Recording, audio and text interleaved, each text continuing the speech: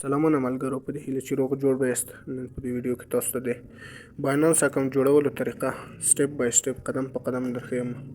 په دې هیله چې ویډیو تر پایه وګورئ. که چیرې چینل مو سبسکرایب کړی نه چینل سره سبسکرایب کړئ. ویډیو مو خوښ شي ویډیو هم لایک کړئ.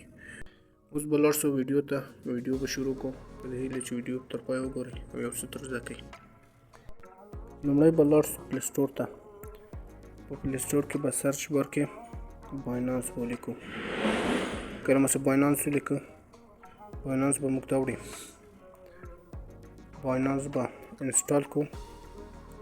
کله مو د ډاونلوډ کو زو په باینانس اپلیکیشن باندې اوس کلیک کوو. دلته به خپل ایمیل ادرس ورکو. په کنټینیو به کلیک وکړو. په کنټینیو مو کلیک وکړو.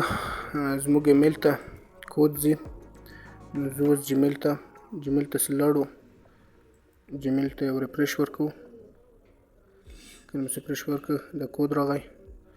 اوس دا کود کاپی کوو د لاندې دغه کود.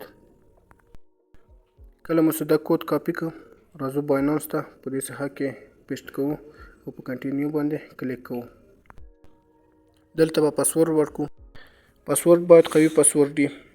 اعداد یې پکې غټ حروف انګلیسي کوچني حروف او سمبولونه یې پکې او په کنټینیو به کلیک وکړو. دلته به دغه ریفرل کوډ ورکوئ یا د ویډیو ډسکرپشن ته به لاړ شئ. د هغې نه په د باینانس لینک باندې به کلیک کوئ. زموږ اکاونټ جوړ شو. اوس به یې ویریفای کوو. د ویریفای کولو لپاره دلته دوه اپشنه دي. یو الکترونیکي تذکره ده او بل پاسپورت. اوس په الکترونیکي تذکره باندې کلیک کوم ځکه پاسپورت نه لرم. دلته که ګالري کې تاسو تذکرې عکس لرئ د اپلوډ فوټو باندې وهئ او که چیرې نه لرئ ټیک پیکچر په دې ځای باندې کلیک کوئ. دلته له موږ نه د تذکرې هغه عکس غواړي. کله چې د تذکرې مخه عکس او د شا عکس یې واخیستم نو بیا دلته چک کیږي چیکینګ ایمیج کوالټي. کله چې دا چک شو بیا په کنټینیو باندې کلیک کوو. دلته فیس ویریفیکیشن غواړي. فیس ویریفیکیشن مو وکړ. یو خوا بلې خوا ته پاس او لاندې ګورو موږ نه فیس ویریفیکیشن کیږي.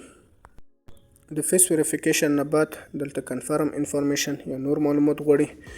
په اول کې به د خپل هیواد نوم لیکو. دلته زه افغانستان انتخابوم. په دې اوله خانه کې به خپل نوم لیکو. بیا خپل تخلص لیکو.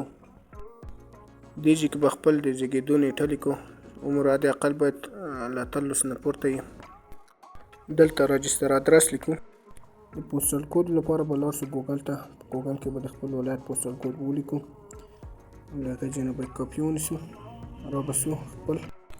رابسو باینانس ته. په باینانس کې پوسټل کوډ صفحه کې به یې پیسټ کړو. خپل ولایت به انتخابوو او په کنټینیو به کلیک کوو.